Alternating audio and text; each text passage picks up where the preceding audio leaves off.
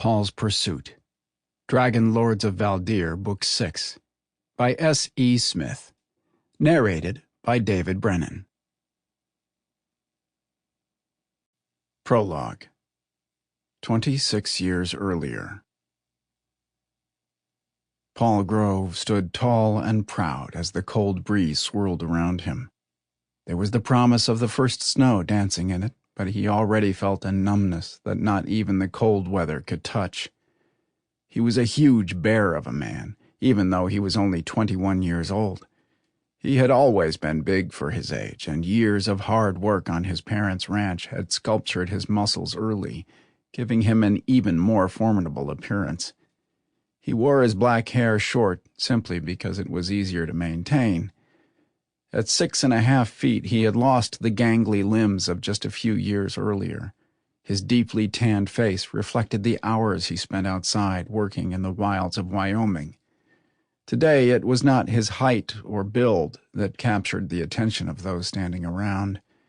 It was the grief reflected in his dark brown eyes and the small bundle wrapped protectively in his arms. His arms tightened around the tiny body pressed up against him.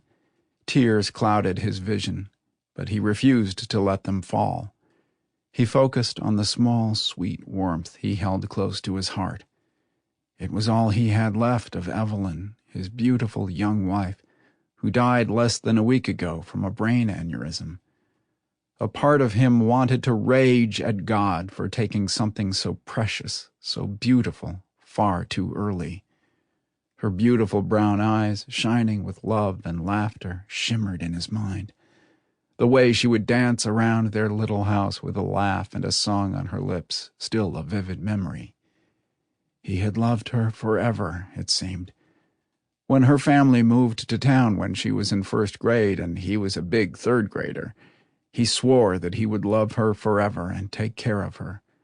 He remembered her parents kneeling down next to her curly head and promising that she would be fine. He had walked over and introduced himself. 10 minutes later, he was holding her small hand in his and walking her to class as her parents watched with worried eyes. "I'm so sorry, Paul," one of their former classmates from school said. "If there is anything I can do." Paul nodded automatically, his arms drawing his tiny daughter closer as if to shield her from the looks of worry, sadness, and pity. He knew what many were thinking, that he was too young to be raising a little girl on his own. He had already had several offers to take his baby girl from him, to let others raise her. Hell, even Evelyn's mom tried to insist she take Trisha and raise her. She tried to tell him it would be best if another woman raised his little girl. He had turned her down with barely restrained politeness. "Paul," Evelyn's mom, Rosalie, walked over to him. "Let me take her." Paul turned his grief-stricken eyes on the woman who had changed over the last few years from a pleasant, if strict mother, into a first-class bitch when it had come to her own daughter.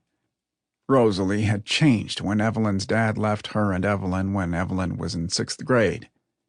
Paul had listened as Evelyn cried as she told him that nothing she did was good enough for her mother.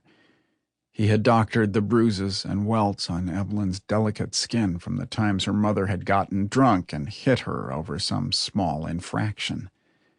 He had even gone and warned Evelyn's mother that if she ever hit her daughter again, he would show her no mercy. Her mother had tried to keep them apart, but he would have fought the entire world for his beautiful wife. He would do no less for his precious baby girl. "No," Paul said shortly, looking into eyes that would have reminded him of his wife if not for the anger and bitterness in them. "She is fine. She's sleeping," he added in a gentler tone. "Give her to me," Rosalie begged. "Haven't you taken enough from me? Haven't I lost enough? Let me raise my granddaughter. You are young. You can find another girl, marry, have more children. I'll never have another Evelyn. I'll never have another chance." Paul felt the rage building inside him as he listened to Rosalie. "You never appreciated the beautiful daughter you had. What makes you think I would ever..." Sample complete. Ready to continue?